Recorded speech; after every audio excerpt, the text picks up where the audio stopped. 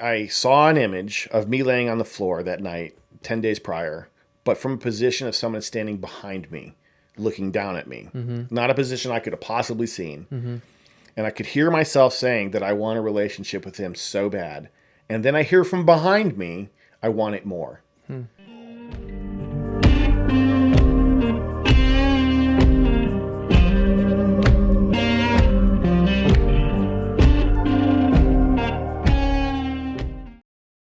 Welcome back, everybody. Welcome to another episode of Steadfast Men Unscripted. I'm your host, Matt Antis, where I interview men of character, men of integrity, and most importantly, men of faith. Today, we have an old friend of mine that we recently reconnected. Josh Hankins is on the show. He is a husband, a father. He is a Navy veteran who also served in the Army Reserves. Which we'll get to here in a minute. So, Josh, thanks, man. Thanks for being here. Yeah, you're welcome. Glad to be here. Thanks for having me. And it's cool how we got reconnected again. Like I said, you had me on your podcast. Your wife and you have a podcast called God's Goodness. God's Goodness, yep. Let's plug that real quick. I don't know. It's my wife's podcast. I'm going to be honest with you. She got called to do it because she was praying to God about starting something that she would be good at that could help generate income and things. And you know, she likes to talk. Yeah. And so she came up with the idea of a podcast, you know, Holy Spirit led. And I was not on board with it because I'm not antisocial. I'm anti-conversation with a bunch of people all the time on a whim, right? I'm pretty introverted. Yeah. And so I wasn't digging it. And so she started this podcast, the God's Goodness podcast, and of course I have to help her because, you know, I'm her husband and so I'm in it, and I'm in it for the biscuit, right? And she would have these guests come on and I would tell them how much I didn't like it. And then after like 3 or 4 episodes, she was like, "Hey, I don't like that you tell him that." I was like, "All right." So I stopped and I just kept it to myself. And I'm like, "I don't like this." Right. And I was very sour. Yeah. And then one day I came home and God likes to tell me things. And at one point, I forget what room I was in, but I walked in the room and it occurred to me that, you know, when you're married, 2 people, like 2 flesh becomes 1 flesh. And he wasn't really telling her to start a podcast. He was telling me to start a podcast, but he knew I wouldn't do it because he knows who I am. Interesting. So he told her, and here I am doing what he wants me to do. Yeah. And so that's what I got out of that. It's like, well, it's hard to argue with that, right? It's hard to argue with God when he's got you pinned down right. You know what I mean? His thumb pressed into your hip. You're like, He's pretty good at that. Yeah. Yeah, it is. It's almost like he invented the art of negotiation. Isn't that interesting? I like to tease now and say that I'm the show pony, right? I'm the talent. Yeah. And you know, because she has to have things very scripted and very like organized, and she'll like read a question and I'm like, "Honey, it sounds like you're reading a question. It doesn't sound like it's coming, you know, naturally." And she doesn't know how to fix that yet. Yeah. And I like to shoot from the hip. I'm just like out there and you know, if you say something like, like, let me ask you about that. Hey, when you said this, what did you mean by that? And I like engagement, and I'm very good at listening. On the podcast, don't ask my wife that same question. I'm very good at listening on the podcast. I'm very good at sussing things out. I'm very good at, because of my own life experiences, right. You know, I can tell when someone's coming from a place of hurt, even if they're happy. Like you're having a good time, they say something, you're like, hold on, that came from a different place. Yeah, let's talk about that real quick. Yeah. Oftentimes on the podcast, we'll have somebody that gets some kind of encouragement or some kind of enlightenment because of something I say that I have no idea. You know, I'm just being me, and clearly it's Holy Spirit led. It's clearly the way God has designed me. It's clearly the way that he wants it to run, where I bring some kind of inspiration to somebody. They're like, "Oh, I never thought of it that way before." It's like, well, maybe you should start. Yeah. You know, like. Yeah. So quick shout out, Shelly and Josh Hankins. Podcast is called God's Goodness Podcast. Incredible podcast. I recommend people go check it out. So thank you. It's a Godcast, really. It's a Godcast. All right, so we're gonna go through a bunch of different stuff. Your life story. Sure. You know, I want to talk about your service in the military. I found out you work in EMS. I also found out you've done a lot of other jobs. I've done a lot. I've done more than Barbie. Similar to me. So yeah, I want to kind of go through all those things. We're going to talk about faith, obviously, and how you came to know the Lord. So start us out. Are you local to Pittsburgh here? Or no? I live in Bridgeville, and so I'm close enough to be local to Pittsburgh. Did you grow up here though? No, I grew up in Las Vegas. Really? Yeah, so Okay. my dad was in the Air Force Nice. in the Vietnam era, and Yeah. so when you said I was an old friend, I was like, is it because we've known each other a while, or is it because I'm 49? And so both are true. Both can be true. And so my dad was in the Air Force. I was born in Nellis Air Force Base in Las Vegas, or outside of Las Vegas. Yep. Home of the Thunderbirds. There you go team. Mm-hmm. And my mom was an abusive alcoholic. She was a heroin addict. She had a lot of issues. She had a lot of things stacked up. And so, we'll talk about like the very beginning. Yeah. Before I knew who God was, my dad learned Buddhism in Vietnam. And so my dad's a Buddhist. My mom was baptized Catholic. Okay. Right? Not a practicing Catholic. Right. Not anything to do with it Yeah. other than roots. Yeah. And my dad had a vasectomy after my sister was born. And it's like, 1 in 100 million chance it would heal. Hey, what's up? Here I am. So, I'd love to have been like at That's that dinner crazy. table when she's like, hey, I'm pregnant. I'm like, what? Wow. How crazy. And so, fast forward to being pregnant, she had like a toxicity in the blood due to the things that she was doing that unharmed by it. She obviously lived to carry the baby a full term. And I was born addicted to nothing. That's incredible. Yeah, right. And I didn't realize how incredible it was until 30 years later when I'm Right. talking to God one day, about like how come you didn't show yourself to me sooner, and he's like, well, let me tell you a little something, son. And this wasn't like an immediate response. It was like on and off for 2 years. Every time I'd screw up, it's like, God, if you'd only showed yourself to me sooner, I would have been a better husband, a better father, Yeah. a better friend, a better brother, a better anything. And he the like start. literally showed me from birth and everywhere else in my life that I messed up, that he was there for me, but I rejected him. And it was a very humbling experience. Like he just like kicked that stool out from underneath me. I was like, oh. Yeah. Is that when you man. got saved when all this happened? No, when you I'd gave your heart been to the saved for about 2 years Okay. when he revealed that to me. Okay. Well, no, honestly, I've been saved for like 2,000 years. Yeah. But before I accepted that salvation Yeah. was when I was around 30 years old. Okay. Okay. And so I went a large majority of my life so far as, unsaved. I went through my childhood as a Buddhist, right? Because that's all I knew. Like right down to like kneeling before this Buddha-dan that had this like old scroll called Gohonzon or something like that. I don't remember exactly. I think it's something like that, where you would give it like offerings of rice and fruit. And I'm like, this is so cool, right? You burn a little incense, you say this little chant, as an adult believer, I'm like, oh man, that's horrible. What was I doing, right? But as an 8-year-old kid, I was just doing what Dad did, Yeah.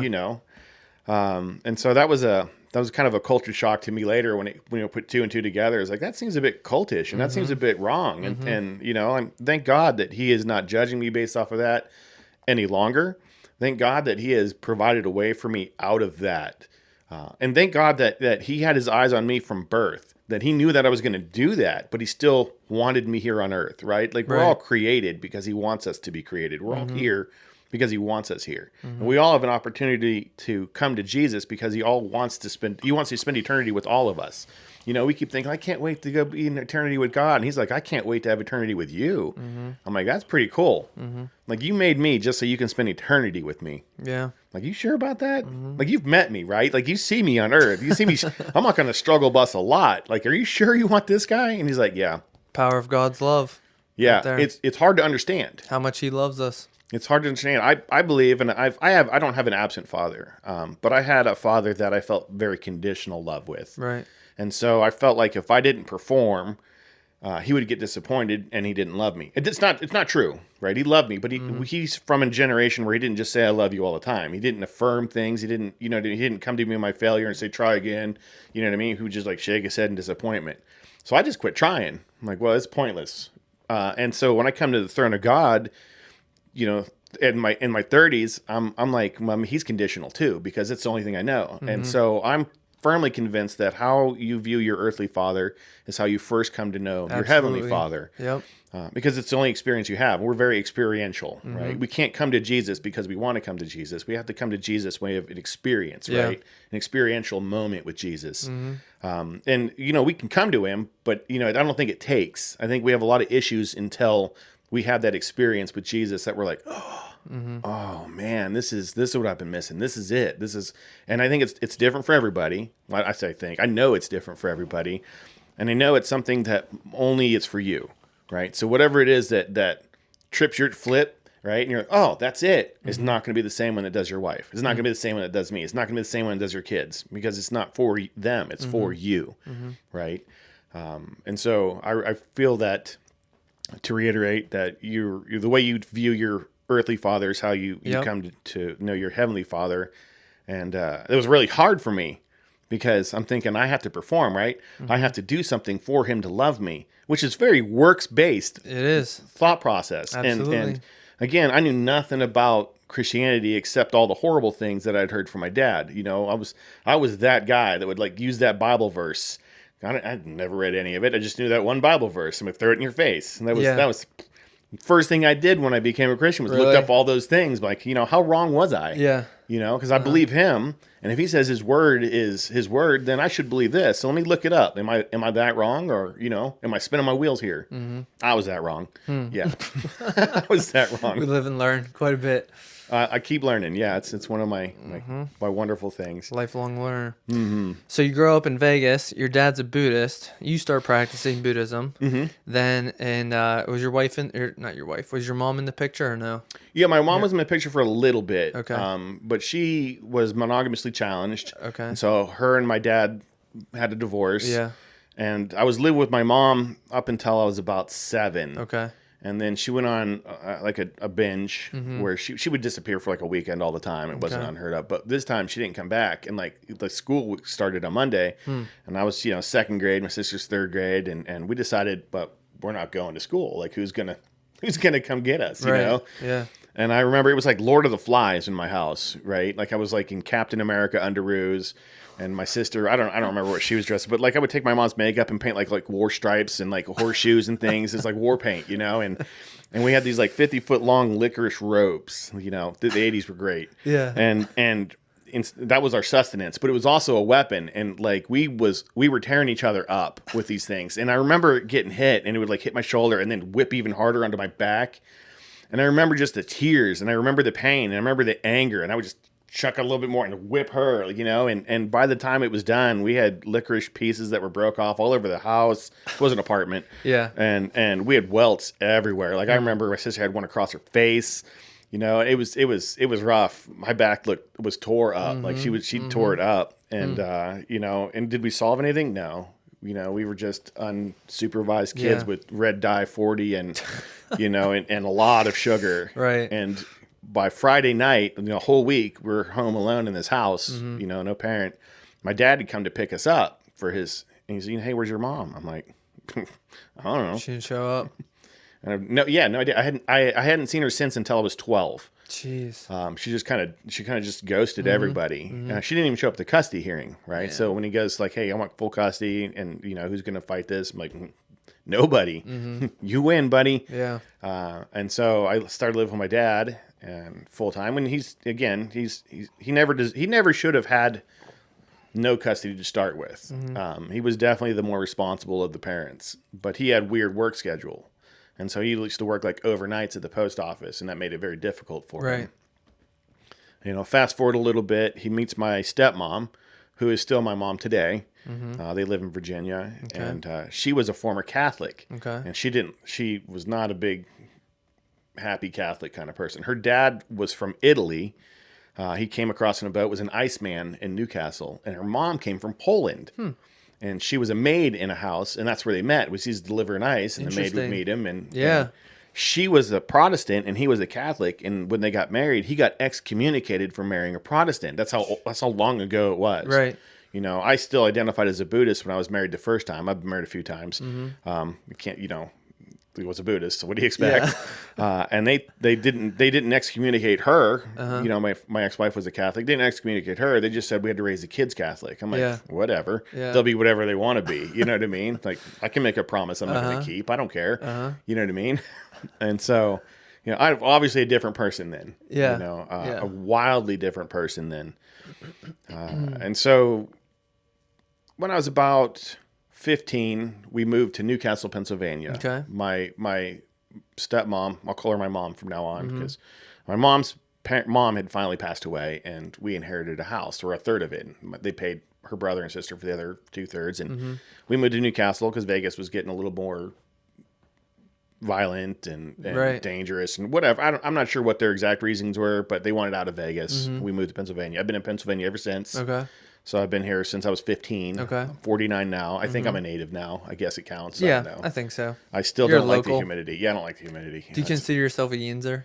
I do not. I prefer standard English. Okay. And so I get it's like I lived in Carnegie for a while, and it was like Carnegie. I'm like, no, it's Carnegie. Yeah. Like, is it Carnegie Hall? Like, no, it's Carnegie Hall. Like, Carnegie. come on, we all know it's Carnegie. Like, nobody else on earth calls it Carnegie except you people. And I had a pastor once says, well, when in Rome, I was like, yeah, but they also like did things to each other and murdered Christians. Like, I'm not sure that's the ideology we want to adopt. Is that if they're doing something wholly wrong, well, it's what the culture is. So let's just do it. I think, in fact, the Bible warns us against that. Like, that's horrible. I think there's something in there about that. Yeah, it's funny that I know he didn't mean it in that context. Yeah. But my brain always goes to the worst case scenarios, right? I like look drastic, or I'll say something, and because I have ADHD, I'll think, oh, they could take it this way, and that's not how I meant it. Nobody thought that but me, and now they're thinking it because I brought it up. It's like, oh, I didn't mean it that way, and they're like, well, I'm like, I'm sorry, I can't help it. Yeah. It's ingrained in the brain. And so you moved to Newcastle though, 15. You're with your dad and other family, and then where'd life go after that? Did you join the service right after high school? I did. Yeah? I did. I'd always planned on it. My grandfather was a submariner, and he was on the sister ship to the Nautilus, like the first nuclear powered. So he was on the second nuclear powered submarine in the United States military. Yeah. And so I wanted to be a submariner too, since I was like 6, and by the time I mean, I wasn't like diehard on it, but every time I thought military, it's all I thought about. Like, well, if I join, I'll do that. My dad is in the military. My uncle's in the military. My grandpa, his twin brother. All of us have been in the military since they first came here on the Mayflower or whenever it is they came across, right? Every single one of us has been served in the military. So like, well, I got to do it. Right.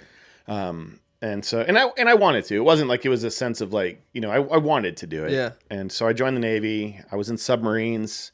I didn't know what I wanted to do on submarines, so it was a striker is what they call it. And they don't do MOSs. It's called a rate. And so I had no rate. And so I was like a seaman recruit, and then I was a seaman apprentice. I was like, I think I'll do seaman, which is interior communications. Okay. And on a submarine, it's not the same thing as like on a surface ship. It is interior communications, but it's also like all the or at the time in the 90s, it was all the electrical things forward of the reactor. Okay. And then the nuclear electronics mates would do, or electrician's mate would be everything from the reactor room. Okay. And that's what their responsibility was. Okay. And so I did like turbine generators and things like that were forward of the reactor, but they had all the other powerhouses. And so it was kind of fun, being on a submarine. That's where I first became a Christian, was when I was in the Navy. Or at least it didn't take, but I tried. I mean, he took it personally, right? He took the promise personally, but I did not. I did not act like I took it personally. Was it basic training or after? No, I was on the boat, and a guy named Adam Brunin was leading like church services and things, and he would always talk to me about it, and he's the one that led me to Jesus. No way. How old were you? I was 20, 19 or 20. Out at sea. Yeah, I was at sea. And there was like no hardship going on. I was like, I really need Jesus. You know what I mean? And then I went to this Baptist church that was in town when we got back, and there were Brother Bob, he was the pastor, his Brother Bob in his little suit, and everyone wore suits, and I'm like wearing t-shirt and jeans. I'm like, ooh. Like I was like, but again, I was still kind of defiant from my parents growing up, and so I was like, I don't care if God's gonna love this or he's not. You know what I mean? Like Come if he as sees you us are. all naked, right? Come as you are. Yeah, and so I rebelled against even church authorities when I went to church, right? I did everything wrong, right? And I didn't do anything the right way. I didn't know the right way. But I remember thinking that, I'd be there and listen to him and not getting a whole lot out of it, and thinking, oh, she's pretty over there, and oh, she's pretty over there. And like, And then that night I would go out drinking. And I was thinking, what, am I really saved at this point? Yeah. You know, I'm a bit misogynist. I drink, I swear. I have no problem with any of it, right? My soul is not convicted, like whatsoever. Of anything. Or so I thought. Yeah. And so on my last year of the Navy, like almost as soon as the last year started, I woke up one morning, I was doing my normal routine and I was shaving and I looked in the mirror and I didn't like looking at myself in the mirror. It's like cliche, right? But I didn't like who I was looking back at me. I just didn't like myself. And so I stopped all the womanizing. Like I stopped it like completely. I didn't used to have a beard and chubby. I used to be slim, trim, and racy, right? It used to be easy. And I had humor and confidence and I had everything you needed. Do. I had everything you needed. Yeah. Well, now I got like a Campbell's hump, but it's in the front. And it's not full of water. This is very disappointing. And I didn't like who I was, and I didn't understand why. It wasn't, again, until years later when he revealed to me where he was in my life. At that moment, he literally spoke to me and said, I didn't make you for that. And I was like, ooh, like, what did you make me for? Right? Like, what is my purpose? And again, I didn't get that until a decade later, right. You know, and only a partial, like a glimpse of it. And we'll get into that too. And so I cut out dating women altogether. I didn't date men either, but I cut dating out women altogether. Like cold turkey, right? And I quit drinking as much. In fact, I quit drinking predominantly. I had a late night one night. I'd come back from sea. I had like $3,000 in my bank account. And I went to go like bar hopping. I said, hey, let's go to the ATM. You know, we get to the ATM and I had like $6. I'm like, huh? I was like almost immediately sober. And I was like, I spent like $3,000 this month. And I remember 4 days. And they were horrible memories of those 4 days of me just being wretched. Right. I'm like, why am I doing this? Man. So I don't know if God talked to me in a way in that one, or if that was just all my frugal mindedness thinking I'd rather waste my money on something I'll remember than something that I have no recollection of. And so I mean, I don't not drink, but if I have a drink every 8 months to a year, like that's, you know, I don't believe it's wrong. Right. I just believe that it's not for me. That's, you know, I don't see a point. What's the point of drinking? Well, to get drunk. Well, I'm not going to get drunk, so what's the point of drinking? And so if someone says, hey, have a beer, and I'll be like, well, I'm not going anywhere, so yeah, I'll have a beer. It will take me an hour to drink a beer. I will nurse it the entire time I'm with you. I just don't care for it. But I'm not so like hoity-toity that I'm like, no. Yeah. You know. Well, I mean, I think people stop drinking for different reasons, you know. So if people have, if you've had history with it, it's respectable, you know, or spiritually if you're choosing, you know, for your faith. But so how old were you whenever you made that decision, or like whenever like I was 20. I was still before I was able to drink legally. But that's whenever God was like kind of really getting at you. Yeah. Yeah, and again, oblivious to that. Yeah, totally oblivious to it. Yeah. And I tell people this on our podcast, you know, and they're saying things like, well, I came to God when I was 6 and I was baptized. It's like, well, I don't know if you know this, but I know this from experience, but he took that seriously. Yeah. Even though you didn't come back to him until you were 26, he was with you because he's not a promise breaker. We are. Yeah. Right? He is 100% true to his word. Amen. We're not. I'm the problem, Jesus. Yeah. It's me. Uh-huh. And so the same thing happened to me. Like he was with me, even though it took me a decade, literally 10 years to catch up to that point. And so I went the rest of and again, I didn't religiously go to church. I didn't read my Bible. In fact, I didn't even own one at the point at that point. And there wasn't like smartphones, like so I couldn't have it like the Bible app on my phone. There wasn't even cell phones. No chat GPT. There wasn't. Your GPS, you might have had TomTom at the time, and that was it. TomTom, I remember. And Garmin. Most of it was MapQuest. You print out where you're going, and that was it. And I was a big fan of having just, you know, a big road map and highlight my route. And then if I needed to re-navigate, I can just look at the map and be like, oh, I need to turn this road, this, and go there. And I was great at it. And now I don't know if I could read a map because everything's like right there in front of me all the time. So I got out of the Navy, honorable discharge from the Navy. I went to college at Slippery Rock, which That's right. Yeah. Your alma mater. Connection. Yep. But I was an art major. Okay. And because my parents were like, well, you can draw. You know, you're really good at drawing. You should go to art. I wish I never would have done that.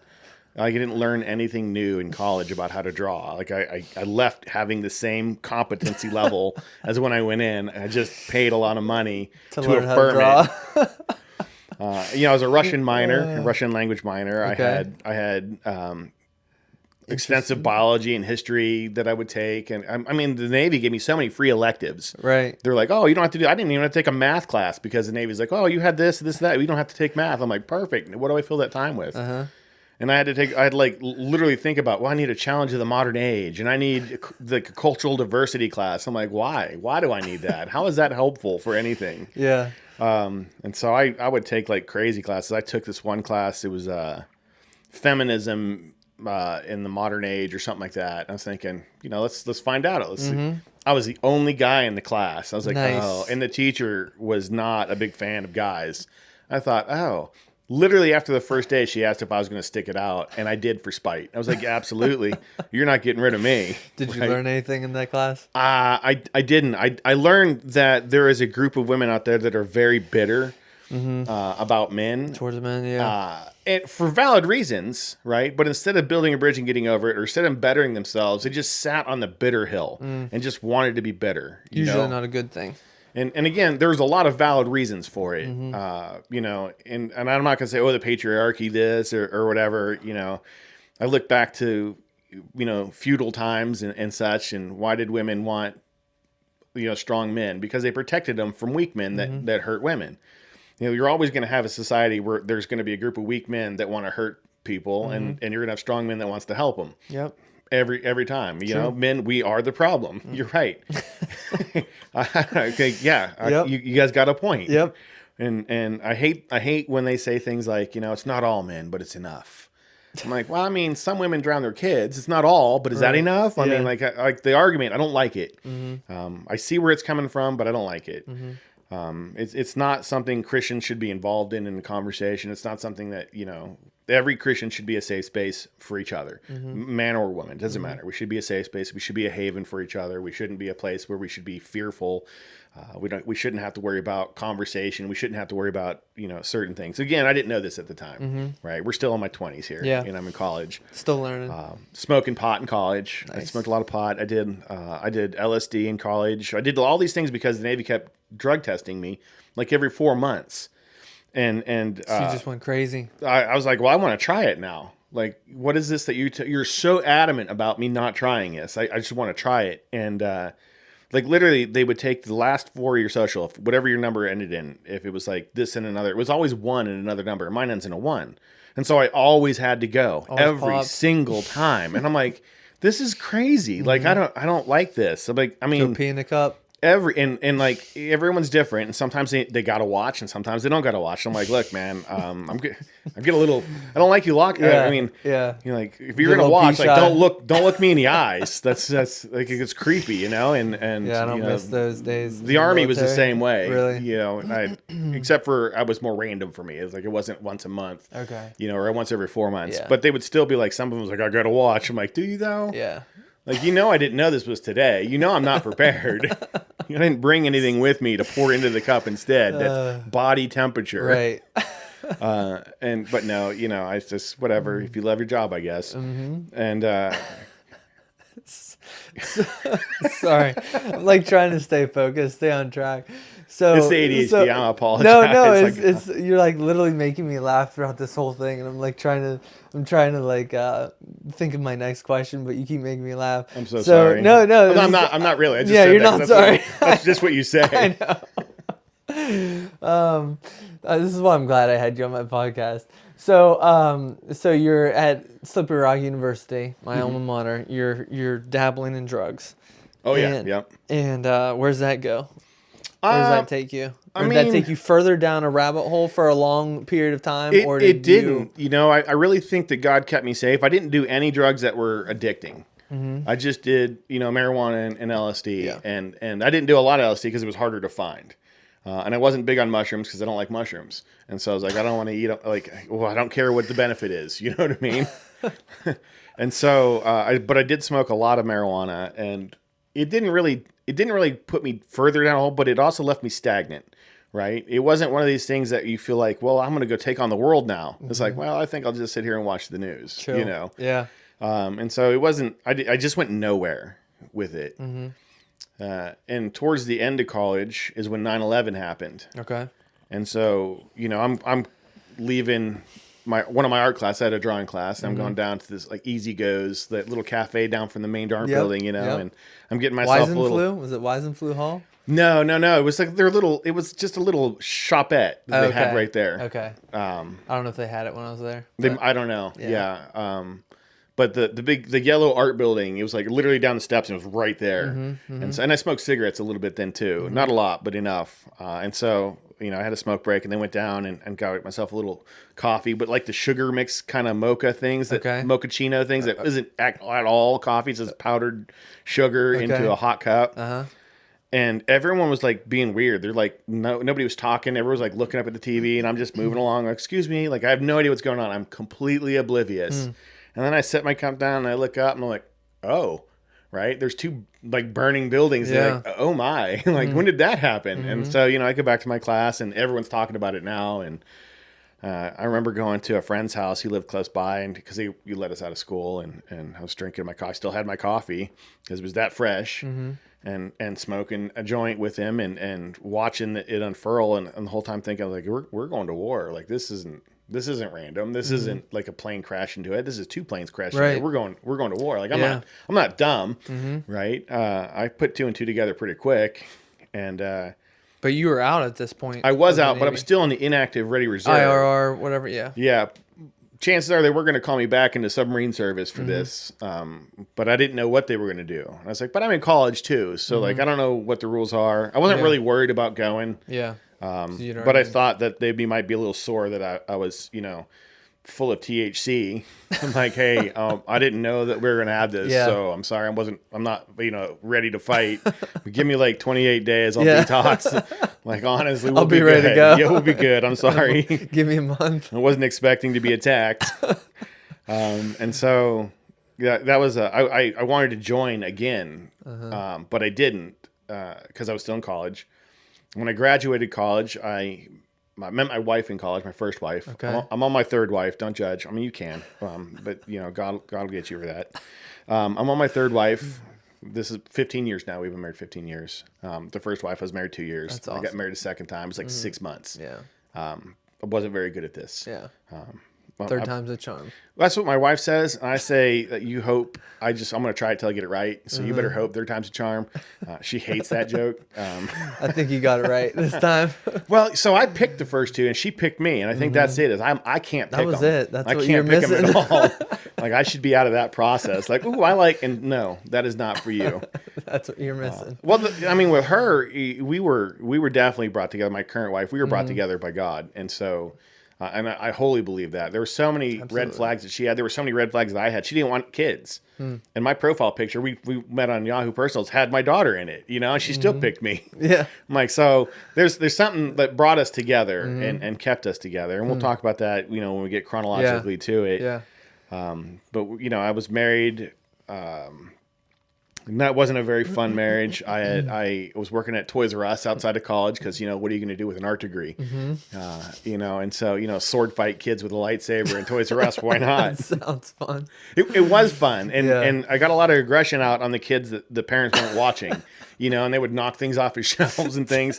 And I'd pull up my lightsaber, boom, and I would disarm them. Yeah. Oh, yeah, it was great. Kids are easy. Like, I never wanted to hurt them, right? I wasn't like trying to smack them around, but the thought was always there, right? You know, and so again, I'm saved, but I'm not living like I'm saved, right? I'm still doing things. I'm still lusting after girls with my eyes, even though I'm married. I'm still having a lot of normal man issues of somebody who doesn't know who Jesus is, right? I was saved, but I was not working on my relationship with him. And again, I didn't consider myself saved either. But I stopped calling myself a Buddhist. Like, I was done with that. I'm like, I'm not a Buddhist. You know, I'm nothing. Like, I believe there's something. I mean, if somebody asked me, I'd say, yeah, I believe in Jesus. But I didn't live like I believed in Jesus. I didn't make no effort to get to know who he actually was. And so we got divorced. after like a couple years. And I have a child from each marriage. So I have 2 daughters that I don't see. Well, the first one I hardly ever saw. The second one, she's 18. I don't see her. She's 18. But she goes to my first church that I go to, and she serves in the cafe and stuff. So it's like she's involved. And so I'm pretty happy for her. And she just graduated high school, so I'm proud of her. And she wants to go into college. I don't know what she wants to do. I get mixed reports that she wants to be a marine biologist or if she wants to be a nurse or like, I don't really care. Yeah. You know what I mean? If you need to go to college for your degree, go to college. If you don't, right? Avoid the expense if you don't need it for your career. So she's actively involved in a church with a cousin that she reconnected with that she wasn't friends with before. Like it's, Jesus brings people together like nobody else can. Yeah. So, praise God. When I was at Toys R Us with that wife, and once I got divorced, things kind of spiraled. Like that's like a big spiral. I met my second wife at Westridge, and I met her at Toys R Us where she worked, and we went to Westridge together, and we started like a romance. I should not have, because I was like literally on the tail end of a divorce, right? I did everything completely wrong, as much as I'd like to blame her. It's again, I'm the problem. I had no business doing what I was doing. I had no business whatsoever. But what I did have was I reconnected with Jesus at Westridge, and I started serving on like Wednesday nights with the children's, teens. Yeah. That it was called Grounded then, I think, Okay. or maybe the one before. Awaken. I don't know. It was the original one. I forget what it was called. I think it was Grounded, and then it was Awaken, or maybe it was Awaken and I don't remember. It was a long time ago, and they say the memory is the second thing to go. I forget the first, and so I remember like helping with pool tables and things. I'm putting them away and getting the church ready for church again. From the kids had like popcorn machines and whatnot, and I remember doing that, and I remember being in the parking lot. And my dad had called about something, and he was very, again, non-Christian affiliated. He would like picket churches sometimes, church of hypocrisy and hate, it's your hell, you burn in it. And I didn't want to tell him, I was the Christian Nazi that he hated so much. Right. Those his words, Christian Nazis. And so he's like, oh, I hear some people in the background. I was like, oh, those are the kids at the church. And I slipped when I said it. I'm like, oh, man. He said, what are you doing there? He said, did you find Jesus? So I did. I'm not going to lie to him. Yeah. Was he upset? No. He said, so you joined the God Squad, huh? I was like, I'm actually kind of cool with that name. Man. Like, that could have gone a lot worse. God Squad. Like, I like God Squad. Look, let's do this. And he was not upset. And it blew my mind because it's the first time in my life that I thought I disappointed him that I didn't. And it kind of like you start reevaluating some other times, like how many times didn't I not disappoint him before, but he just couldn't show it the right way.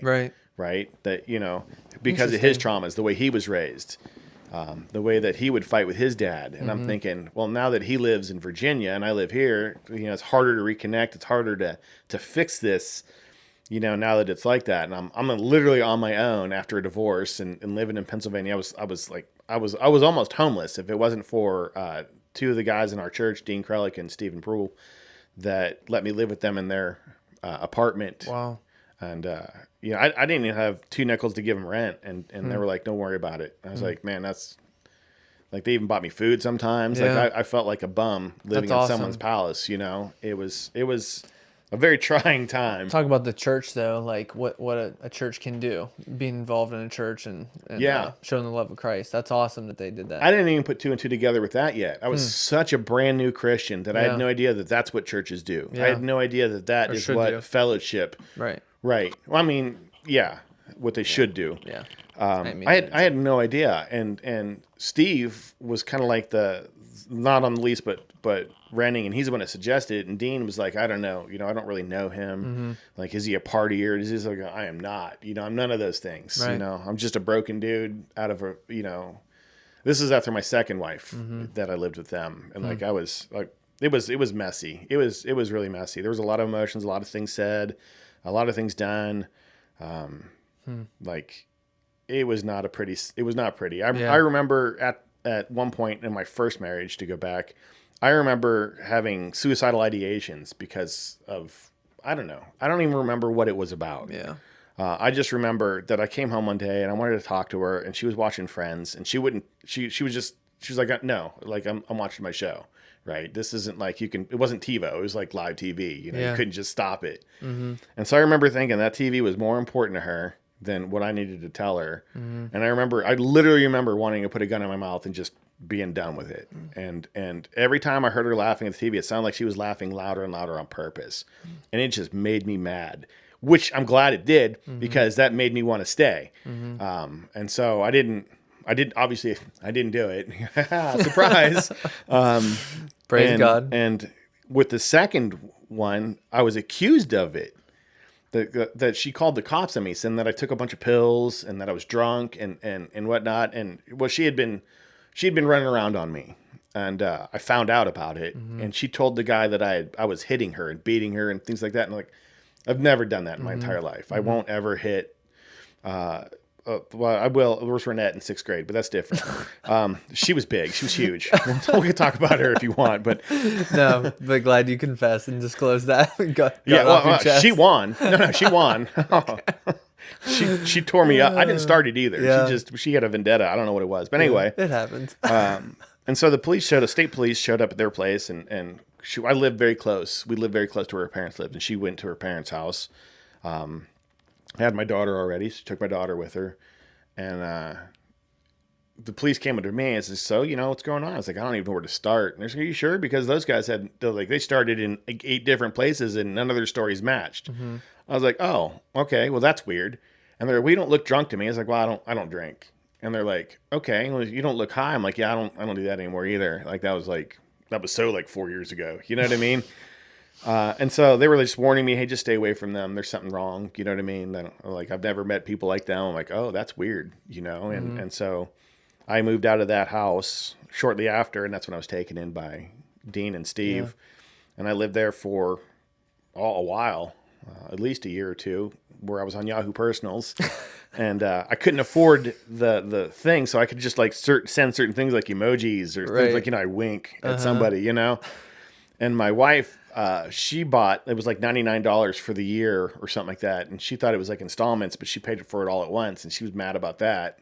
But she found me on Yahoo Personals. Yeah. And again, she didn't want anything to do with kids. And I had my profile pic with my daughter in it. And she was like, well, I like, she had a good relationship with her dad. And she appreciated somebody who took care of his daughter. And I'm like, yeah, just because I took a picture, but whatever. But if that's what worked, and when I met her, like she had this blue eyeshadow that I just hated, and like there was nothing that I liked about like her stories. She would crush up stuff and snort it. She was involved with a girl just before me. Like there was nothing that desirable about her at all. I was like, but I couldn't. Like there's something so familiar about her. There was I could not shake it. I was rooted to her, and I could not understand why. I know now. Yeah, 15 years later. I know now what the whole deal was. And she was so receptive to the things that I didn't like. Like I would say things like, "I don't like that you do that," and she stopped. And I would say things like, "Oh, that's not good that you do that," and she would stop. She like when I first started dating her, she wanted to keep dating other people at the same time. She was she was in the world. Yeah. And I told her, I only do monogamous dating. And so she was, I remember seeing her journal that she was angry about it, but she still did it.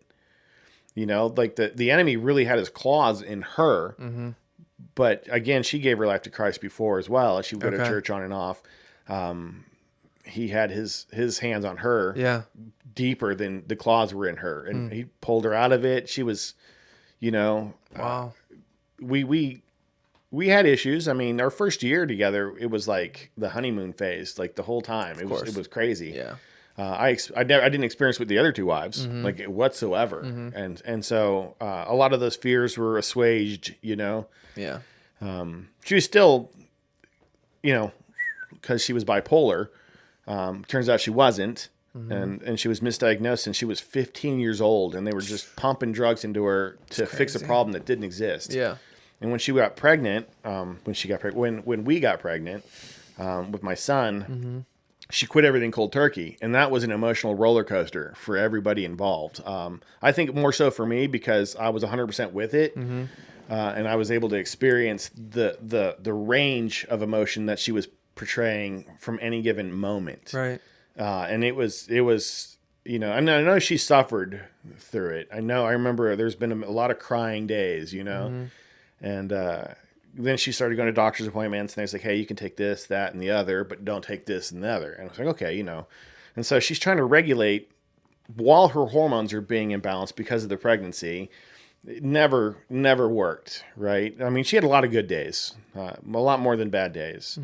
After my son was born, she had postpartum, and she was trying to get back on her regular, and it was horrid. And at one of her doctor's meetings afterwards, I went with her to her psychologist, and because she had a psychiatrist and a psychologist, but the psychologist was when we went to talking about her bipolar stuff, and I started hearing things. I'm like, because I pick up on things. The ADHD, hate it, but it also is really good at recognizing patterns and things like that. And I'm like, hold on, it's not like that. It's more like this. And I started describing OCD, and I didn't know that I was describing OCD. And so she got her bipolar. Literally that day, she was undiagnosed bipolar, and she started weaning off all of her pills. In one day. That's crazy. And I was like, how does this woman go a decade and a half, almost 2 decades, of bipolarism and not have bipolarism? How do you guys not know this at this point in life? That's sad. It was sad. Yeah. And I think, how many things did she miss out on because of it? How many bad behaviors did she have because of it and justified it because of the bipolar? Anyway, it was a fun time. And when I say fun, I mean very trying and very stressful. I had been. And you guys were at Westridge during this time? Yeah, we were at Westridge this time, and somewhat newly married, raising a son. And he was even he had his confirmation at Westridge. His little pictures up, his little blue hat. Yep. It was just look like a little cutie. He still does. He just has a mustache now, so he's 13. This is like a little Air Force pencil stash. You know the one. You've seen it. Yeah, I have. And he thinks he's so cool because of it, because I didn't grow a mustache till I was like 30. He's like, I'm better than you, Dad. I'm like, I don't know if that equates to better, but okay, whatever. Hold on to your illusions. Go ahead. So I was getting at that experience with how did you remain steadfast in your faith? How did you, I'm trying to get to how was God pulling at your heart? Through all this, because you've been through a lot. Like your story is incredible of the things that you've overcome, been through. So I would go to Westridge, and I was going through the motions. I was an usher. I did children's ministry, and I thought I was being a good Christian. I wasn't really growing, right? I was doing the motions, but I wasn't going up. I was going lateral. Yeah. And so playing church. Yeah, I didn't know any better. I didn't know how to do it.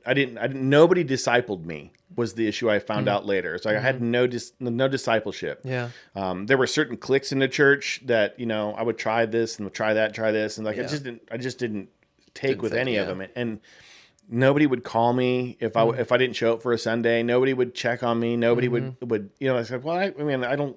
And so I really said, and I mean this, that God discipled me. Yeah. I think if you win someone over to Christ and they convert to Christianity, and you're like, hey, see you later, buddy. Good job. Yeah. Great job. That you are doing him a horrible disservice, or her a horrible disservice. You would what's the purpose of having children? You want to make them better people than you were. Right. You wouldn't have a baby, put it on this floor right here, and be like, see you when you're 21, right? Have fun. Right? You wouldn't do that. It's a ludicrous idea. And yet we do it to Christians all the time. Like, discipleship is so important. Wow. And I think many Christians walk away because they have no discipleship, and they make these excuses like, well, I used to be a Christian, but I read the Bible. I'm like, well, I mean, that's not the flex you think it is, because that just tells me you have no reading comprehension. That's not, and honestly, that's a mean dig to take. And I think the truth comes out from nobody discipled them. They had a question and nobody answered it for them, because maybe they didn't ask, but nobody asked them. How are you doing? How's your walk? How's your courage? How's this? Right. And so they eventually walked away because there was no fellowship. What's the whole point of church? I don't get closer to God at church. I get closer to God's people at church. Right. Right? That's the whole point. I get close to God wherever I am. Wherever I am and I consider him, he has already considered me. Right? I'm close to him I'm close to him right here. This isn't church. I mean, the body of believers is the church. Right? Yeah. But I mean, specifically meaning the building where the fellowship meets. That's interesting that you're talking about this, because I just feel like that's so important. Like, I feel like we could probably talk about this topic for like an hour, because I'm so 100% with you. There's so many people that get saved and then nobody does anything about it, and I'm sitting here challenging myself as I'm saying that, you know, like I want to do a better job at reaching out to people, because I see how important that is. It's so 100% important. Check in on people. The Bible calls us to preach the gospel and make disciples, you know? So right. That's the biggest part. Saying. That's the Great Commission. Yeah. He didn't commission us to convert people. He commissioned us to make disciples of all nations. Yeah. Why did Paul spend so long in every place he was at? Because he wasn't converting them. He was discipling them. Yeah, He was teaching them. growing them up. Yeah. Right? If Paul was just going to be a converter, he would have gone boom, boom, boom, boom, boom. Yeah. He'd have hit everywhere. He wouldn't have been stuck here, stuck here, and have a relationship so profound that he's writing them letters from prison, right? Because he's considering them, because he spent so much. He knows them. Because he cares and he's trying to stay in touch with them. They're a vested interest of his, because he knows them personally. Yeah. And it isn't just like, well, I'm going to send them a letter because I heard they're screwing up. Yeah. I'm going to send them a letter because I know they're not doing the right thing, because I know I taught them the right thing. Yeah. Right? And I know they can do better. I know that this is a place of misunderstanding that I want to help edify for them. Yeah. And so I think it's our responsibility as Christians to make sure that we disciple each other. You've heard the phrase, surround yourself around the 5 people you want to be most like. Hate that. I hate that phrase, because at one point you're surrounding these people. That means they have to be around the person they don't want to be like, because you're the weakest link. Right? I want to be around all you guys because these guys are great. That means I'm not great yet. Why do they want to be around me? I like this Pastor John Kent was a pastor I had once, and he explained it like you want to be like the center of a brick, and you got one brick on either side of you that are your peers. You've got 2 bricks below you that you disciple, and you got 2 bricks above you that mentor you. I like it. And that's how you really want to surround yourself. I like it. And if you look at the structure of a brick wall, it's a lot stronger. And so it's a great analogy that he uses there. That is great. Yeah, so I tell everybody that one. Do the brick method. Yeah, I like the brick method. So then I kind of interrupted you, but you were talking about, like, you know, you didn't feel like you were discipled. So then keep going with that thought pattern.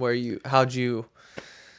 So I think God discipled me, and he's the one that kept me going through tenacity. When I had gotten divorced from my second wife, she had gone to the same church, and I would hear people behind me saying, like, calling me a punk and saying things because in the church. Yeah. I'm not naming any names. Yeah. But I remember who they were. And I went there for years, hearing things behind my back and people ignoring me and snubbing me and things. And honestly, like even greeting teams, some people wouldn't even greet me because, you know, I'm not, maybe I was the womanizer. Maybe I was I don't know what stories. Maybe I was the beater. I don't know what stories they heard, you know, that I got this good girl pregnant and then left her. I don't know what they heard, but I do know that her and her whole family stopped going to that church at that same time, but I didn't stop. And to me, that should speak volumes. Like, if I'm the problem, why am I still here? Yeah. Why did they leave? Why did they go and I'm still coming? But I rooted myself in that I wasn't there for them. I rooted myself in that I wanted to get closer to Jesus. I wasn't there to learn or to make them happy with me. I was there to make myself understand what God's love for me was really like. And I mean, I didn't get it. Not at that moment. It took a little while. I'll get to that. It's an awesome story. Yeah. And I really was just kind of like, and I mean, something was happening because at about the end, people would come up to me like, "Hey, man, I'm really proud of you. Or, you know, you've come a long way." And I'm like, at first I was insulted. I was like, I didn't come a long way. You just believed I did because you believed a lie. But then instead of getting mad at them, I started thinking, well, I mean, I have come a long way. You know, I don't want to do certain things anymore. I don't want to live my life like this. I really have come a long way. Yeah. And so instead of being like mad at them for judging me in that moment, I decided to try to take it as a compliment. In fact, John Oakes was one of the ones that told me how proud he was of me for how I'm like, you don't even know me. You know what I mean? And and I love him now. Mm-hmm. You know, him and I, we have a I haven't seen him in a bit, but I mean, I've painted his basement in his house. Really? You know, they fed me dinner that night, Yeah. and like I've done a lot with him and prayed with him. I had men's groups with him in it. That's awesome. I think even your wife's husband, I had a men's group with him in it. What's his name again? My father-in-law. You mean, Tom. Tom. Yeah. Yes. When this guy, when I met him in our first men's meeting and that we were having at Westridge, he introduced himself to me as Pete.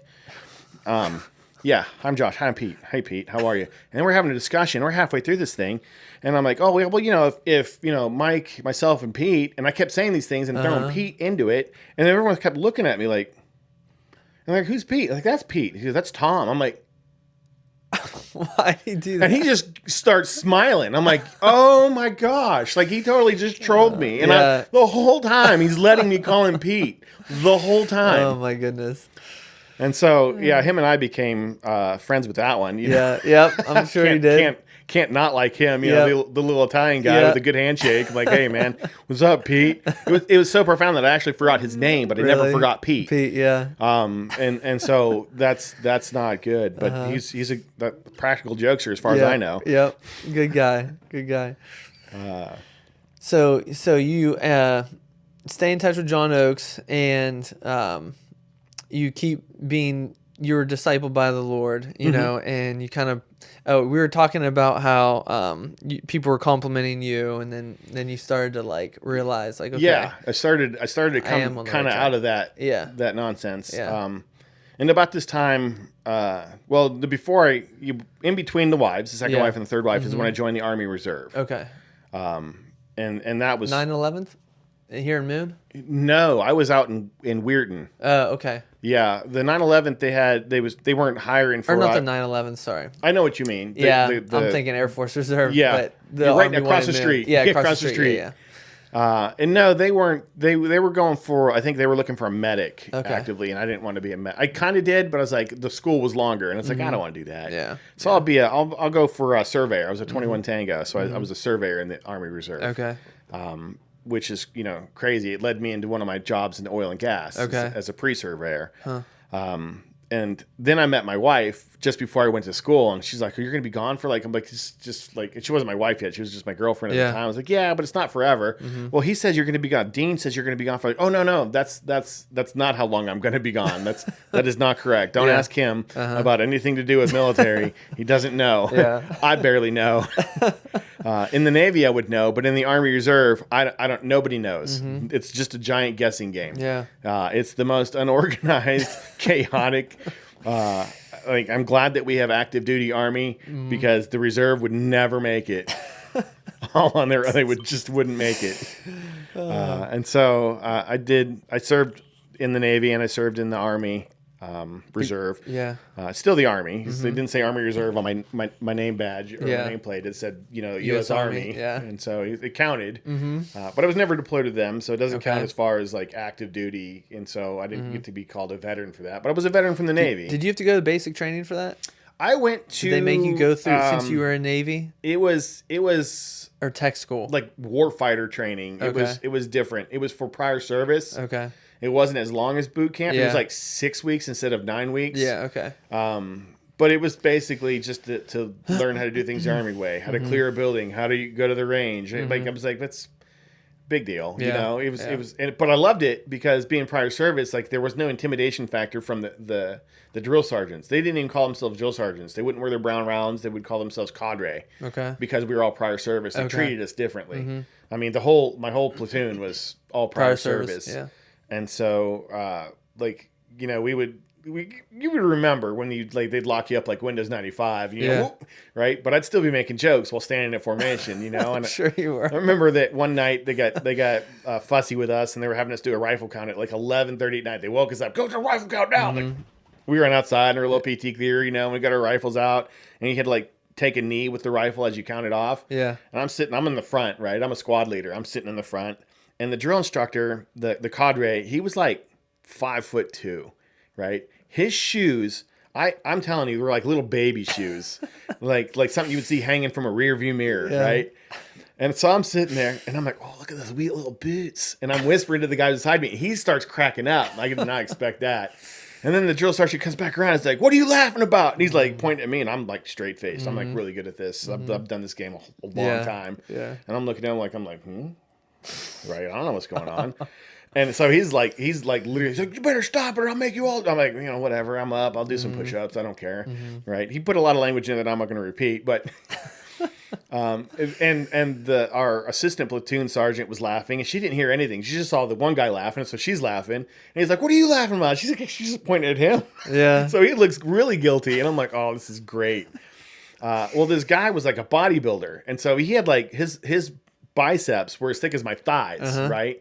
We get back into the barracks after we finally get released after like 40 minutes of getting yelled at, And he put me against the wall, like off my feet. I'm not a small guy, and he put me off my feet. And I'm like sitting there. He said, "If you ever do that again, I'll kill you." And I'm just smiling at him, like, "That was great, man. You got to admit it." Like, I knew he wasn't really going to do anything. Yeah. But he did show his displeasure about being left alone. I was not a good battle buddy there for him. I did not admit to my misdeeds. It was a pretty fun one. But I did have Jesus that I actively pursued when I was in the Army Reserve. Interesting. It was the same that I actively pursued when I was with my wife, when I met her prior to the reserve. Yeah. I joined the reserve before I met her, but I went to school, like she was like in the middle of the beginning of it. So she was with me for my entire Army career, all 6 years of it. And I remember at one point, because I was reserve, I had a separate job. And so I got a job working oil and gas as a pre-surveyor. So they called it a router, a pipeline router. Love that job. They paid me to go hiking. I worked in Clarksburg, West Virginia for the first part. So I was like, I'd go like maybe I'd route 1,000 feet in a day, but it was longer because I'd have to go 1,000 feet up a mountain, go 10 feet across, and then go 1,200 feet back down, go 20 feet across, and then go another 1,000 feet up, only to get 1,000 feet of actual, topographical done. Right. But I walked like 3 miles. But it was beautiful. Like, it was alone. I mean, it was isolated. It was places that nobody's seen in years, if ever. It was a very rewarding job. I loved it so much, and it paid the bills. So my wife didn't have to work. I was making good money. Yeah. And so she stayed home. She got pregnant with my son, and she stayed home, and I got to work. And I'd come home sometimes, and she'd be upset, and she'd be like, "I'm sorry, I didn't do the laundry, I didn't do this." I'm like, "Is he fed? Yeah. Is he alive? Yeah. Are you alive? Yeah. I don't care." You know what I mean? I don't care about the little things. Like, I can take so much nonsense. Like, have you seen the top of the fridge? Like, no, because you'd clean it, but I can see it. And I don't care. You know what I mean? So her definition of cleanliness is not hers is like cleanliness is next to godliness. I'm thinking, God makes a lot of ugly people. So this is perfect. I don't mean like physically ugly. I mean like in our hearts we have a lot of ugliness. So this is okay to me. I can skate with this. And I was actively involved in church at that point. I was actively an usher, actively doing children's ministry. I don't know why I did it. I'm not a teacher. I'm not very good at it, but he keeps telling me to do it. Like they were, "Hey, you want to do it?" I'm like, "No." And then I pray about it, so I'm doing it.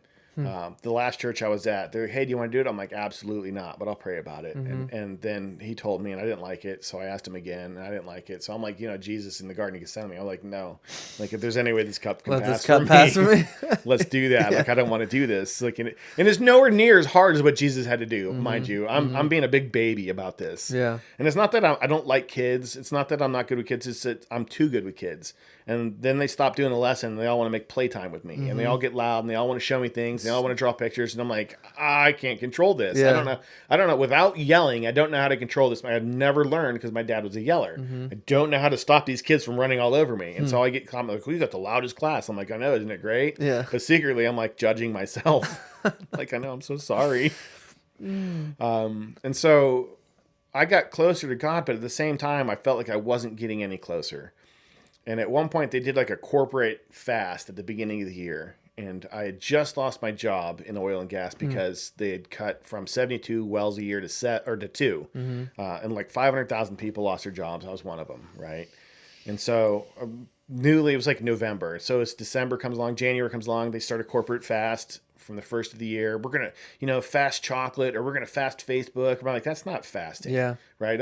I knew in my heart that wasn't the way to do it. Giving something up is not fasting. Yeah. Fasting is literally Food. trying to kill your flesh so your spirit can thrive. And I didn't understand that when I first started fasting either. I just knew that that's what it was. Yeah. And I didn't start right away when they did. I was like 3 days into it when they were doing their corporate fast. And so I wasn't really corporate fasting with them. They just gave me the idea to fast. And so I was on my floor in my bedroom. I lived in Carnegie at this point. I was on my hands and knees. I was crying tears, like real tears, because I knew I was missing something. I knew I was missing out. I wanted a relationship with him that I felt I did not have, and I didn't know how to fix it. So I'm like, I'm not eating. I'm not going to eat anything until I have what I want. I want you, and I'm not going to eat. I didn't set a time either, so I don't care if I die, right? And I meant every word I said. Like I was willing to die in that moment. And this plays a huge part. And so I go about my day. When I was in the Army, I became a heavier smoker. I was like a pack and a half a day of smoking. And I hated it, and I couldn't quit. And every time I tried to quit, my wife would make me mad. And this isn't true. This is just my perception, right? She would make me mad, and I'd go out and have a cigarette, right? Because it was her fault that I smoked. It was her fault that I couldn't quit, right? Because why would I take responsibility? And so I'm maybe 10 days into this fast, no food. I'm hungry. I'm miserable. Yeah. I'm literally just a rage. Like I'm ready to at anybody at any time. Like I am not doing this the right way. There's something completely wholly wrong with my fast. And so I go in the kitchen. I'm going to end it. Like, this is it. I'm done. This is stupid. And no sooner do I walk in the kitchen, I have a wave come over me that I feel joy, I feel peace, I feel content. I'm not hungry. I saw an image of me laying on the floor that night, 10 days prior, but from a position of someone standing behind me, looking down at me. Not a position I could have possibly seen. And I could hear myself saying that I want a relationship with him so bad. And then I hear from behind me, I want it more. And I was like, what? And so I'm in the kitchen just flabbergasted by this. Also quit smoking that day. Wow. Right? That's awesome. Not even an urge. Nothing. Gone completely. Bye-bye. See ya. That's amazing. Yeah. And so that's when I had my experience with him, where I finally realized, and I still struggle with stuff, where I finally realized that he was in it. That even though I was ready to quit, that his promise, he was like, he wasn't going to let me. Right. It's like, no, like you're not capable of fulfilling the promise that you gave me, but he knows the heart it came from. My heart was genuine when I gave that promise. I was willing to die for him in that moment. Give it 10 days later, I wasn't willing to die for him anymore. I was willing to just live for me again. And he was like, nah, fam, I got you. Or however he said it, I'm not sure if he speaks like that. He does to me. He knows his audience. Yeah. And so I had such an experience. When I finished the rest of the 40 days, I got to like the 30th day, and I started feeling like I could go ahead and break my fast. I'm like, that's not right. And I know that it was somebody else trying to provoke me into stopping this fast. Because I was like, he wouldn't have got me through those first 10 days to sustain me to this point right here. Yeah. For me to quit 10 days before. So I no, we're doing the whole 40. And that after that 30th day, I quit having that thought I should quit it. And I was like, man, ooh, he's a tricky little guy, isn't he? Yep. And so, don't be afraid of the devil trying to convince you of something evil. He's never going to come at you with evil. He's going to come at you with good, right? Something I'm appealing. Give you a shiny package. Right. I'm not going to be like, if it was obvious, nobody would follow him. Yep. And so I was worried about ending my fast because I started reading because I didn't eat food, right? It was a total food fast. And so I'm reading every 10 days that you fast, you should do 1 day of soft foods as you get your stomach back, or you can die from shock. I'm like, oh, that's scary. Why did I do this? And I kept having dreams, and I mean literally dreams of certain foods. One of them was a black bean burrito with rice. Was it from Sheeds? No, it was homemade stuff. All the ingredients were laid out in my dreams, and it was smelled good, tasted good. Yeah. I could almost taste it. To the point where I was like, man, I'm going to make that that day. I felt confident, right? So that morning for breakfast, I I had soup. I had ramen noodle soup, but I didn't put the noodles in it. I put like an egg in it, right? So I'm gonna try that out, and that went down fine.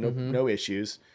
And by the time I made it to dinner, I made that burrito, and I'm thinking, this is either gonna, either he's telling me to make this burrito or I'm gonna die. Yeah. and I was fine. Like I ate it. I ate a whole giant burrito after eating nothing for 40 days. Right on the soup that morning with some egg in it, and I crushed it. And I was, constitutionally I was regular from that day. Like there was nothing. I read later that black beans are good for helping constipation and things like that. I'm like he had this planned out. Like he knew exactly what to put in my mind. He knew exactly what to do. And he kept me from having any kind of issue by reintroducing food into my body. Yeah. Because by all rights, I should have had a problem. I should have had something, abdominal pain, something. Yeah. No, nothing. It was great. It's like I went into it. It was a little rough start. He sustained me, and it was a glorious end. But you quit smoking. Oh yeah. Quit smoking. I quit watching porn. I was really big into that. He set you free from that. He did, but there's always the lingering temptations. There's always like no one is really truly free from something while it still exists in the world. And so I still get temptation like constantly to like, especially if I'm like going through like a TikTok reel, like, oh, that's cool. And then you see, oh man, I don't want to think about that. Take every thought captive though.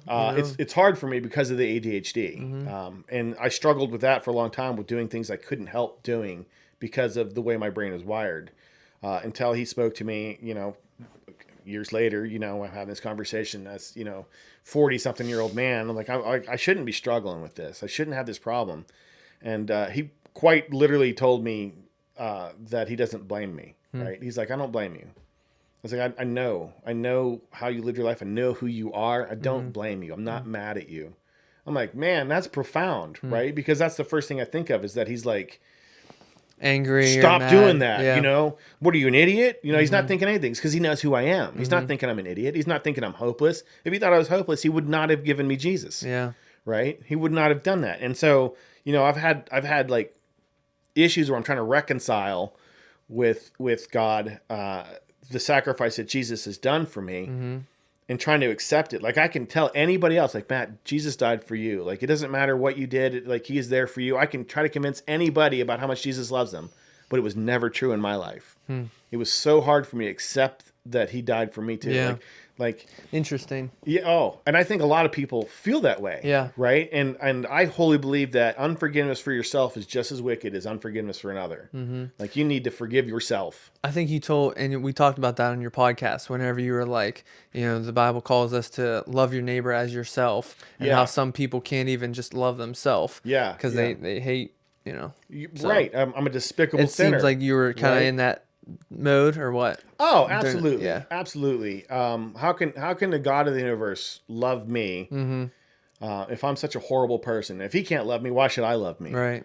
And how can I love my neighbor if I don't know how to love me? How can I show you unconditional love if I can't give myself unconditional love? And so I think a lot of Christians struggle with loving themselves, and they fake loving their neighbor, right? Fake it till you make it. And it is so disingenuous that you only need one slip up, just one, where someone feels some kind of way or sees your lie, right? Because people aren't all stupid. Some are. Yeah, some are. Like I was stupid for a long time. Yeah, some are, but I've been enlightened. God has taught me. And so some people can see right through it right away, and some people it takes a minute and they'll see right through it. And they don't look at you as the problem. They look at him as the problem. Right? If you go anywhere on social media, anybody that's mad at God, well, God did this, God did that, it's because of an interaction with one of his children. It's not because of anything God did or didn't do. It's because one of us did not represent him correctly. Right? The Great Commission, we're supposed to call all people to, every nation and make disciples of all nations. Hey, this is the gospel. This is how we follow it. This is the structure of it, right? We're supposed to disciple these people. Yeah. So we have this Great Commission. We represent God Almighty. And then we bring our own ideologies into it, right? We were like, well, he's gay, so you're going to burn in a pit of hell unless you convert. I'm like, when did God say, do this or else? He didn't, right? He said, I love you, repent. The kingdom of heaven is here. Like, repent, let's do this. Yeah. Right? I need you to change your mind. To repent in that sense, I need you to change your mind from what you think is real to what is actually real, to what you believe is your God, to what is actually your God. I need you to change your mind. And then there was the other repent of what you're doing wrong, repent of this certain sin, repent of this. But once you've done the first repent, that's a salvation issue, right? I have repented, I have accepted Jesus, I am saved. The other things that I do wrong, Jesus paid the price for it in full, not like the Catholic thing, like, well, there's a purgatory. It's like, what, he just put a down payment on it? Like, I don't understand how that one works. Like, help run that by me again. He didn't pay it all, like just like 80% of it, and I got to cover the other 20%. Like, how's that work? When people can see the gospel for what it is, when they can see Jesus for what he is and what they did in their life.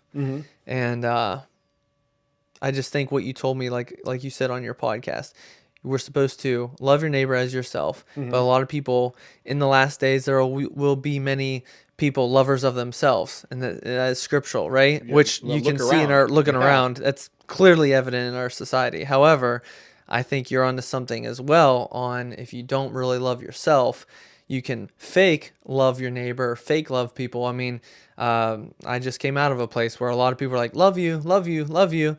They say it all the time, yet their actions don't show any of it, So I just think that's pretty powerful what you're talking about, 100%. Yeah. And it causes, I think, non-believers to not like us, right? Yeah. They judge Hypocrites. him based off of our actions. And so we have certain ideologies we adhere to, right? So I was like, well, the Bible doesn't like gay people. So I'm like, well, is it the Bible that doesn't like them, or is it you that doesn't like them? Because if I look at it, being with a porn addiction at a point, 80% of men in a church in the world are addicted to porn. Like 50% of women. It's insane. And you're going to pick on 14% of the population as the sexual immorality you can't stand. Yeah. Like sexual morality is sexual morality, right? And for people to say things like, well, gay people go to hell. So it's like, well, does that mean straight people go to heaven? Oh, it's not about sexuality. Okay, so let's get back to the root of it. Sexual Instead of trying to scare someone away by their activity, remember that we're all sinners.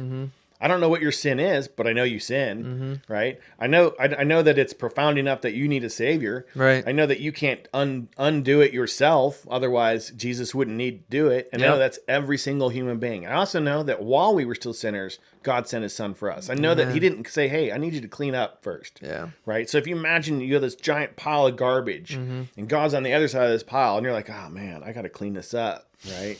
Because how is he gonna get to me? How am I gonna have a connection with the creator of the universe with all of my junk in the way? Yeah. And as soon as you call for him for help, he does like this most profound thing. He walks around this pile, right? And he like comes up and he like puts his arm around you. He's like, man, that sure is a lot of crap. You want to get started? Right? He's not looking at us to be perfect, right? He's looking to help us through this. And I promise you, we'll never die having completed that entire pile. That pile will still have garbage in it by the time we die. I don't care how pious you are. I don't care how close your relationship with Jesus. You will always have something in that pile by the time you die. It's fine. Yeah. It's like working on a car. Like you find this car in someone's yard. Like, oh, I want to buy this car. It's like 8 different colors, a rag for the gas cop, no glass, no tires, right? And God looks at this and he sees the 68 Corvette that he's going to restore, right? I look at it and I see a pile of garbage because that's how I look at it. Yeah. I don't have the big picture like God does, but he sees it as the completed project because he can stance in the past, present, and future. He sees it as a completed project because he sees you as you're supposed to be at the end of time. And so he's working on this car with your help. He can only go as fast as you let him, right? And so maybe you die and he's got the tires in it, the wheels in, the engine's in it. He's got the front windshield in, but there's still a bee's nest in the glove box and it's still 8 different colors, right? Maybe the frame needs a little bit of work, but you're still dead. Immediately, you're that 68 Corvette fully restored, right? The reason why our bodies fight our flesh so much, in my opinion, is because it knows it's not coming with us. When I die, my spirit goes into a new body, but this one just stays here like... So it resists. Of course it resists. It doesn't want to get left behind. It loves the sin. It wants to live in this world of sin. It doesn't want to get left behind knowing what's going to happen, where it's going to get burned up like wheat, in the chaff. Like it doesn't like that idea. Yeah. Share with me a quick story before we wrap up. Share with me a quick story, or it doesn't even have to be a story, but you work in it as an EMT. I do. I work as an EMT currently. Been doing it for 4 years, 4.5 years. And we were talking when I was on your podcast just about like how you've been able to pray with people and impact people and use your faith in that. Share just how has that impacted your faith? Has that like strengthened your faith? Has it? Have you seen? you know. It's changed the dynamic of it, right? Yeah. So I used to think you should pray for everybody. And, but what happens is when I'm on these calls and certain calls or certain things, the things that, you know, some are heartbreaking, some are not, that I feel compelled. I mean, like literally compelled, like, I mean, to the tears, like emotional, like, I don't know what's going on with me. Yeah. You know, I'm in menopause or something. Like, I don't know what's going on. Like, this isn't me. And those are the people I'm prompted to pray for. And it's not everybody. Some people, you know, they could be in bad shape, and I'm like, I don't, you know, I could be working at a cardiac arrest, and I'm not praying for this person. And then I'll work for another one, and I'm praying for them, and I see them again later because they made it. I'm like, this is so bizarre, right? Like, why is he? And I don't know his plans, I don't know his ways, and Right. I don't get prompted to pray for every person, but the ones I do, I know I positively impact. I remember this sweet old lady. She was changing a light bulb. She was 80 something years old. And she fell off the chair, broke her hip. And so, because she wasn't using the proper tools, I feel like I need to put that out there. You stay safe, out people. there. Don't call us at 2 a.m. We hate that. Yeah. And so we'll still come out. And so she was getting transported to the hospital, and she was scared. She had never done anything, her whole life without a broken bone, and now she has a broken hip in her 80s. She's afraid that she won't get to come back home. That's a big fear with a lot of older people, that they're gonna make them stay in a nursing home from that point. Yeah.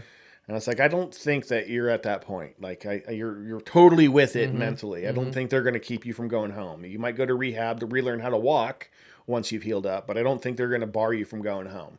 And she didn't have a dirty home. It was a nice, clean home. So it's like, there's nothing here that would suggest that the Department of Aging is going to kick you out. Yeah. But she was terrified. And so I remember we started talking about Jesus and blessings. And so we started praying with this woman, and I'm holding her hand, and you know, you could see she had tears, and she stopped being as fearful. By the time we got closer, I was telling her what to expect when we get to the ER. It's like, look, this is a trauma. They're probably going to put you in this trauma bay. They might not. Sometimes they're busy, and they'll just put you into things. It's a broken, you know, femur. But because where your femur is, you've got, you know, this little artery right beside it, your femoral, that your bone could actually puncture. And so they might want you to get assessed sooner. And so we get her into the trauma bay, but I warned her, it's like you're gonna have like bright lights in your face. There's going to be like 8 doctors. They're going to be checking your breathing. They're going to be checking your everything. They're going to be asking you a million questions. Like, just pick one to focus on. Typically it's only one, but sometimes there'll be 4 or 5 trying to talk to you. Just pick one. They're here for you. It's going to seem scary because they're all just doing their job. Yeah. And not a lot of people put a lot of the compassion in that part of the job. You know, they're trying to save your life, and they don't really care about the please and thank yous. Yeah. You know, oh, sir, could you please do this? They don't care. You know, that's just, they snap orders. Yeah. And she felt at ease because I told her all the things to expect. And my partner, you know, he was making fun of me after it. He says, oh, you're holding her hand? I was like, I mean, I don't care if it's a little man, I'm going to hold his hand. Yeah. Why does that bother you? And it's funny because that same partner I was with for the 3 years we worked like every Thursday on 24. And he actually one day opened up to me about some of the things in his life. And he said, you know, I never knew that one day I'd be on a truck with this guy, this goofy dude that was a Christian that and it's like, oh, he's talking about me. You know what I mean? And like, he just literally encouraged me and built me up and told me how much impactful I was in his life as a Christian. Yeah. That I was like, I had no idea. Like, I had no idea, just being me. And it actually impacted him. And so I felt, you know, that was probably the most profound one with my partner, because that's not one I actively sought for. I just let him live his life, and I would live my life. Once in a while, I'd invite him to church. You know, he was raised like Jehovah's Witness, and so I called him Jehovah Witless. I apologize, but that's what I called him. And so he didn't do it anymore because he realized it wasn't for him. It was a cult, he called it, but he averted to all religion. But he said he loved Jesus, but it's like, yeah, you're like me. You say you love him, but you're not living like you love him. You say the F word a lot, you know, and I do too sometimes. You know, I'm not perfect. Like, my journey is, I'm not sanctified yet. Like You're on the process. Yeah, you're on the I'm aware that it's not good. Right. Yeah, right. I'm aware, and I repent when I do things. Yeah. Most of the time it's in traffic. I do apologize. Nobody's affected. My windows are up. You know what I mean? But it does happen. You know, if you're a Christian, you say you have no sin, you are committing lying. a sin by lying. Yeah, You know, yeah. there's your sin. Right. Found it. Exactly. And so I didn't realize what a profound impact I had on him. And it made me start thinking about other things. Like, so when you go to heaven and God is going to tell you all the things that you've done right and all the things you've done wrong, all of us are worried about the things he's going to talk about that we've done wrong. And we're not going to realize that because of Jesus, that's probably not going to be a conversation that's going to come up. Like, he's going to judge you on every word. But according to Jesus, I've been judged already. Yeah. Right? So is he really going to bring up every word I said? I don't think so. I think he's going to blow our mind while we're sitting there, and we're sitting there worried, scared, like this is it, the King of the universe. I'm already, I don't want to be here. Right? I feel so unworthy, even though I've been clothed in the righteousness of Christ. I feel like this shouldn't be, right? He's going to call on my sins now. This is it. And he's not going to bring not a one of them up, right? Water under the bridge. You're here now. And I think he's going to start telling us the things that we did right. He's going to tell us about that 89-year-old lady that you said something to in the grocery store, that you helped get something off. He's going to tell me every single point where you helped one of his children, that they went on and glorified him. Yeah. And I think that's going to be a shock to a lot of us. Because a lot of us don't think like that. And we're not aware, we're not cognizant of the times that we are a blessing to others. Yeah. And so I can't wait. That's powerful. Yeah. I mean, I can, Lord, I can wait, but I can't wait. I mean, give me a minute. Yeah. Yeah. Oh man, dude, thank you for being on the show. I would love to talk for another hour, 2 hours of just so many different stories. You are a wealth of knowledge. So yeah, well, it's been hard fought. And again, I wasn't discipled by people. I was discipled by God. I mean, I guarantee it. You know, the 40-day fast, it was all him. It wasn't anybody else. That's amazing. Yeah, 40 fasting is it can do a lot of things. It's pretty powerful. And that's awesome that you didn't just fast Facebook. You actually fasted food and realized the power behind. People are like, Daniel fast? I'm like, no, man, full fast. Yeah. Like, we're going full send on this. Like, no food. That's actually what it means in the Bible. So, dude, thank you again for being on here. If anybody wants to reach out to you, I try to plug people. Do you have any social media or any? It's the God's Goodness. You can find it. You can find it on anywhere that you get podcasts. Yep. Including iTunes. You know, I remember my wife telling me that was a pain to get it on that, but it's on that. It's on. I don't know. I've never listened to an episode. I apologize. I like to experience it the first time, and that's it. But she listens to everyone like 3 or 4 times because of editing and whatnot. She literally does the lion's share of that. And although I act like the lion and sleep 20 hours a day, I gotta do nothing but show up. Like, I'm a talent. Yeah. God's Goodness Podcast. Yeah. Reach out to Shelly and Josh Hankins. Yeah. Dude, thanks for being on the show. Thanks for having me. I appreciate it. Absolutely.